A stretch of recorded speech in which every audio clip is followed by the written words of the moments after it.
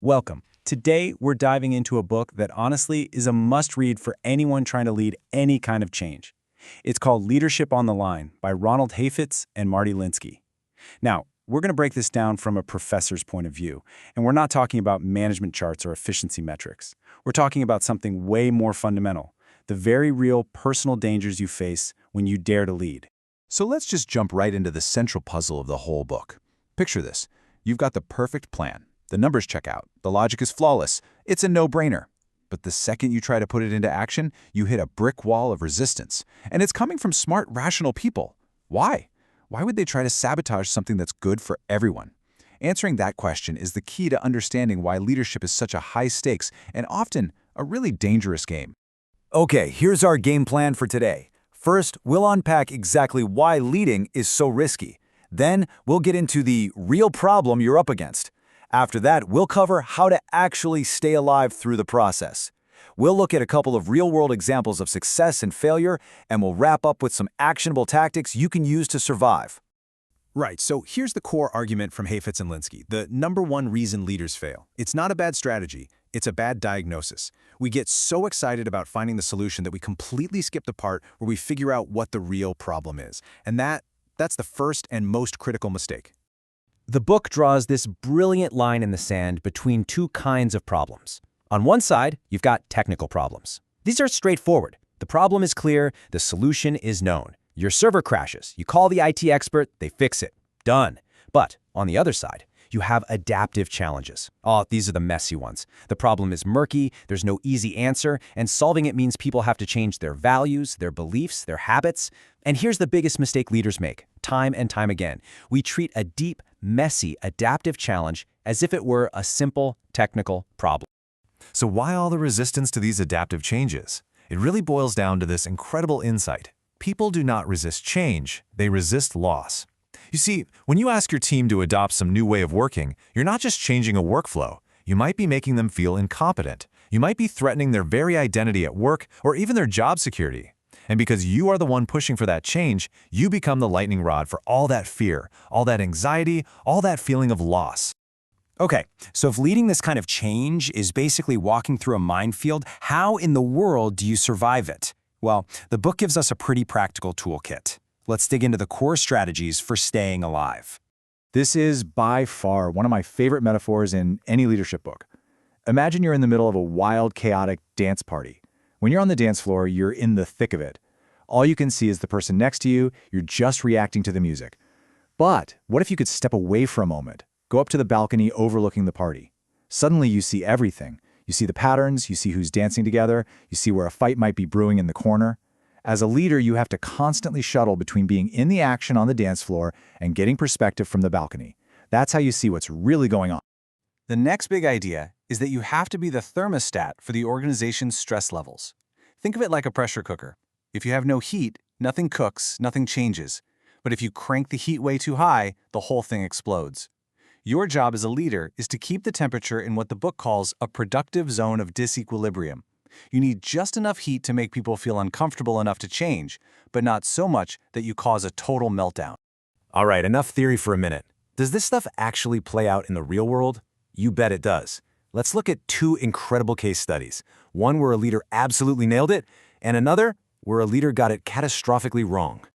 First, the success story. Let's talk about Satya Nadella in Microsoft. When he took the helm back in 2014, Microsoft was in serious trouble.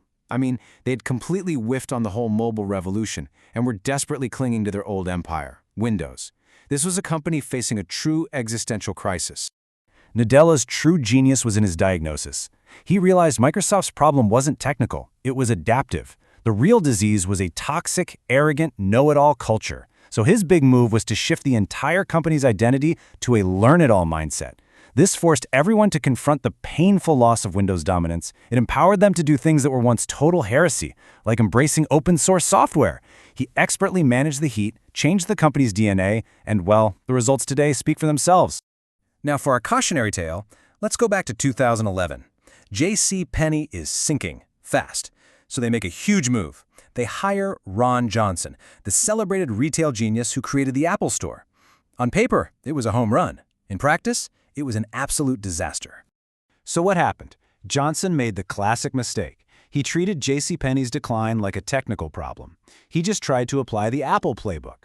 Sleek stores, no coupons, straightforward pricing.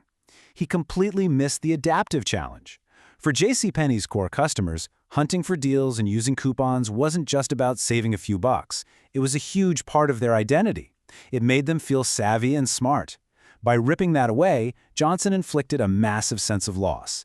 He cranked the heat up way too high, way too fast, and the system did exactly what the book predicts it will do. It took him out. He was gone in 17 months. Now, as a professor, I have to say, no theory is perfect. The book's biggest strength is its psychological realism.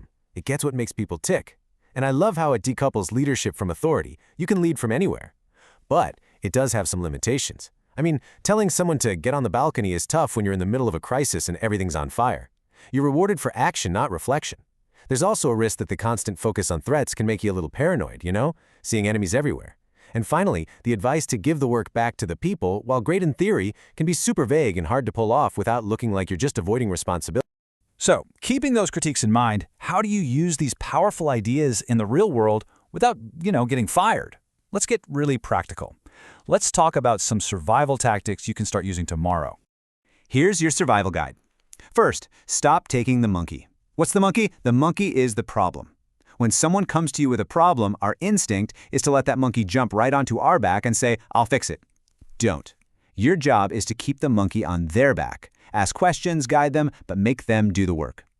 Second, separate your role from yourself. The attacks you're going to face are almost never personal. People are attacking the position you hold and the change you represent. Creating that mental distance is absolutely crucial for your own sanity. Third, find a sanctuary. You need a safe space, a confidant, a hobby, a place that has nothing to do with the conflict. You cannot absorb that organizational heat 24/7 without burning out. And finally, partner with your opposition. The people fighting you the hardest aren't just your enemies. They are valuable sources of data. They hold the clues to what people feel they're losing. You have to listen to them.